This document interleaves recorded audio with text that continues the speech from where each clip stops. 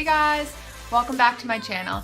Today I'm giving you some college advice to help you make the most of your academic experience. Hopefully you're clicking on this video and you are a freshman in college or you're soon to be a freshman in college. These tips are really going to help you make the most of your next 4 years in college and kind of get ahead in the academic game.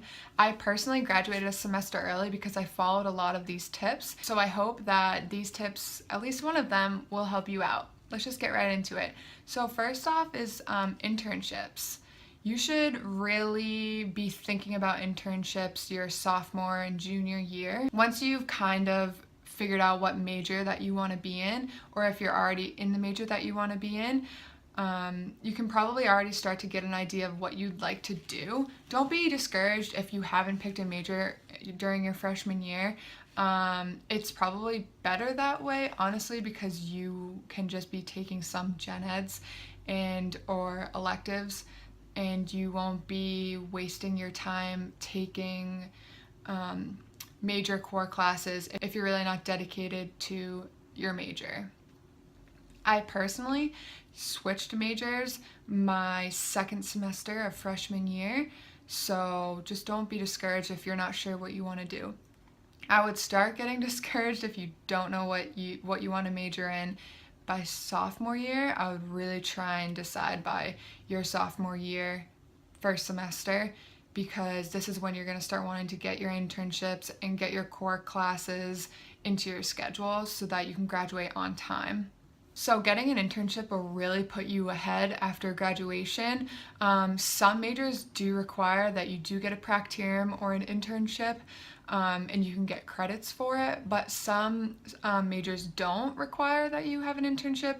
But I think that everyone should get an internship if you can, whether that may be during the summer or whether it is during school and you can get credits for it.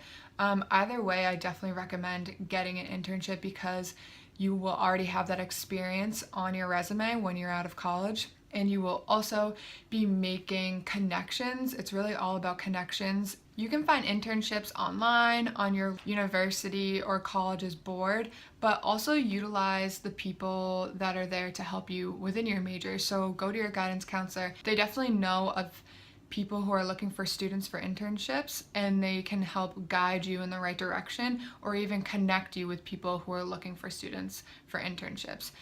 Even if the internship isn't paid, I suggest taking the internship, and maybe you can work out with your guidance counselor about getting credits. Even if it's in the summertime, you can count it as a summer course. So I would highly recommend finding a way to work your internship in your favor. It'll already be in your favor in general because you'll be getting these experience and gaining these connections. But if you can take it that step further and talk with your guidance counselors and get credits for it if you're not getting paid, that's a really great idea.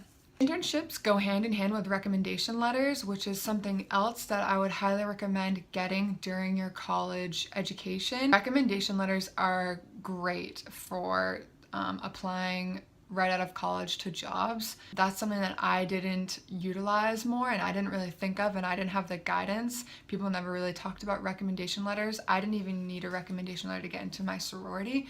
So if you haven't thought about this, I would highly recommend start getting recommendation letters, start thinking about recommendation letters, start thinking about who you want to write the recommendation letter for you, which goes hand in hand with being in an internship, being under this mentorship, having someone from your internship being able to write this recommendation letter for you. Also, you can create relationships with a professor that you might have had multiple courses with. Maybe try and take 2 to 3 courses with a professor that you really like, and then build a relationship with them, and then at the end of the courses that you have with them, you can ask them to write your recommendation letter. There's a lot of ways to get recommendation letters from professors that you've had over the years, from the people within your internship that are leaders, and other leaders on campus that you've built a relationship with. Even if you have an on-campus job, you can get a recommendation letter from them as well. Another thing that's going to save your butt during college is to install a program on your laptop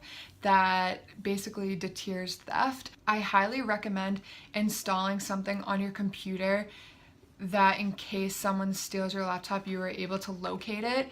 I know of programs nowadays that even if someone steals your laptop, they shut it off, whatever, like you can't track it, like that sucks, right? Well, eventually they're gonna turn that laptop on and like wipe it clean or steal your shit. Either way, once they open up the laptop and if there's a camera on your laptop, it'll automatically take a screenshot of their face and send it to the email that you registered, so you'll have a picture of the person that stole your laptop.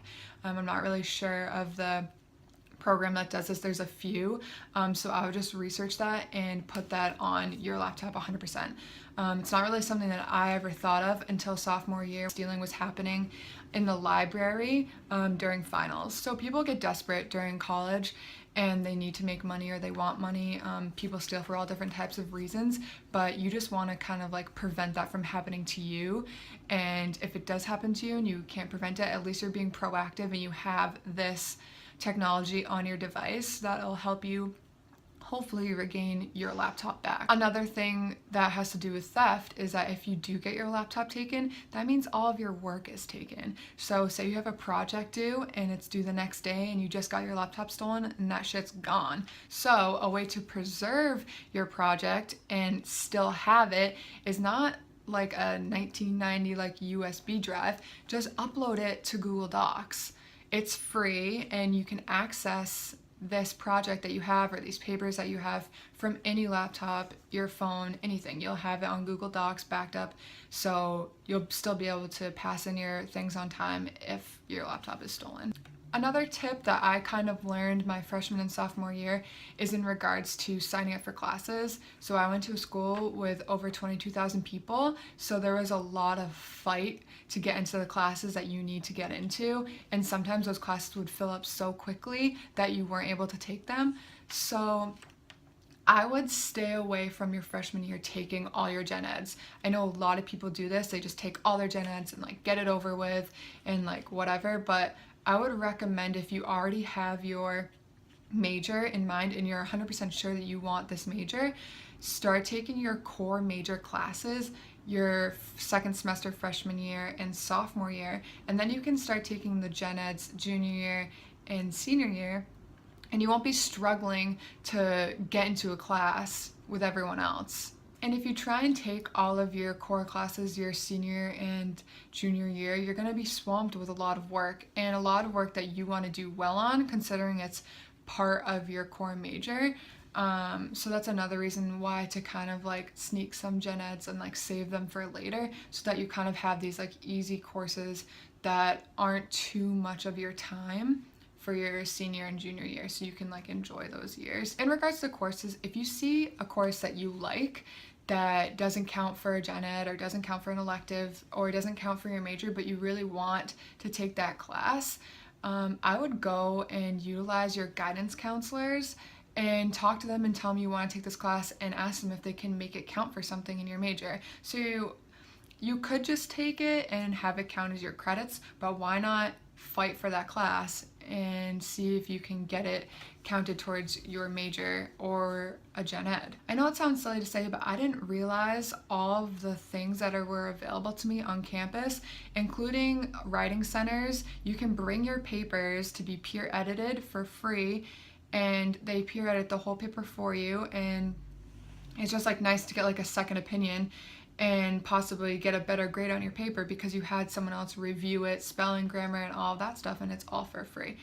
And I mean, essentially it's not for free because everyone on campus is paying fees, and those fees go to these things, so you might as well use them and utilize them. There's free tutors on campus, people that will edit your resume. I highly recommend getting your resume reviewed and looked at, and just taking advantage of the time of your guidance counselors that are within your major. I didn't utilize my guidance counselors until my junior year, when I knew I wanted to graduate a semester early. It only takes a little time out of your day to schedule an appointment with your guidance counselor and talk to them about if you're on the right track, how many credits you need to graduate, maybe you'll finagle some classes, talk about internships. So I would really utilize that. At least visit your guidance counselor at least once each semester. Another great thing to do when you get to campus is to find a great place to study.